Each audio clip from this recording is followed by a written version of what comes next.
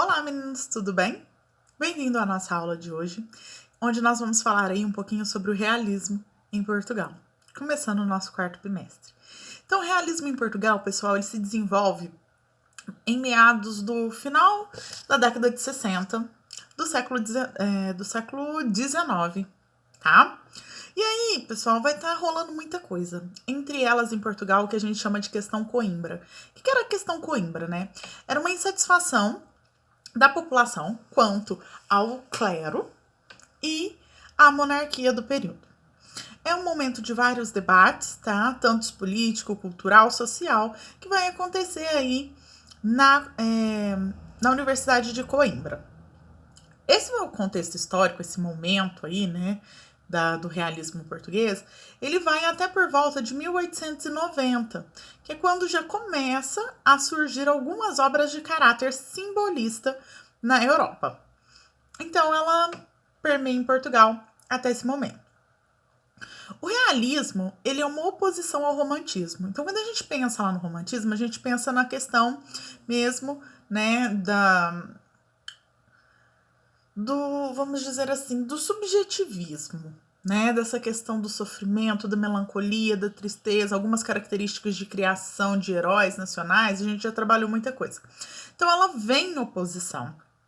É um movimento bem concreto. Eu acho que o nome realismo deixa muito claro o que acontece nesse movimento literário. Ela acontece em meio, né, ali, logo passando a segunda revolução industrial. Então é um momento de várias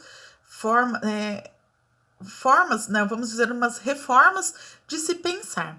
É um movimento pé no chão, de ser muito concreto, muito realista, e vai se abranger muito de pensamentos científicos e de algumas doutrinas aí filosóficas e sociais. Nós vamos ter vários pensadores, tanto filosóficos quanto no caráter da ciência, nesse momento, e eles vão influenciar demais essa nova concepção realista aí. Quais são as principais características desse momento, né? Nós vamos ter o objetivismo e o cientificismo, o racionalismo, a negação ao sentimentalismo, então tudo aquilo que era presente lá do romantismo, aquele sentimentalismo, aquela melancolia, aquela volta do eu, tudo isso é negado aqui nesse momento.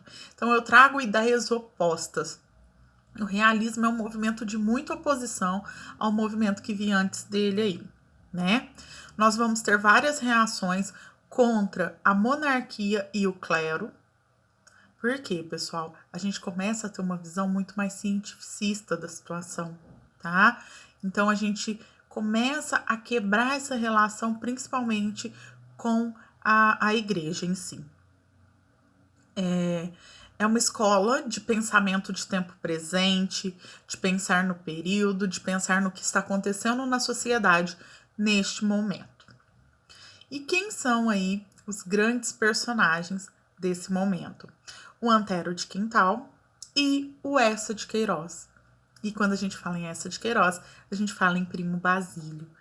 É uma obra extremamente importante, inclusive, às vezes, cobrada em alguns vestibulares aqui no Brasil, tá? Apesar de ser literatura portuguesa, é muito cobrada essa obra em alguns vestibulares aí. Existe o filme, tá? O Primo Basílio, uma adaptação em uma obra brasileira com autores nacionais. Se alguém tiver interesse ou em ler a obra ou em assistir o filme, indico para vocês aí, principalmente a obra, né?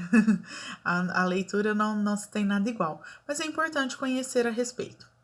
Bem, pessoal, é isso sobre o realismo português, bem rápido, breve, até porque a gente já falou de realismo no Brasil.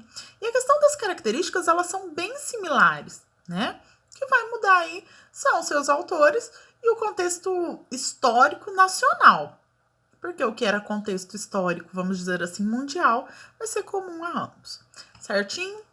Bem, pessoal, é isso. Qualquer coisa é só me chamar e até a nossa próxima aula. Tchauzinho!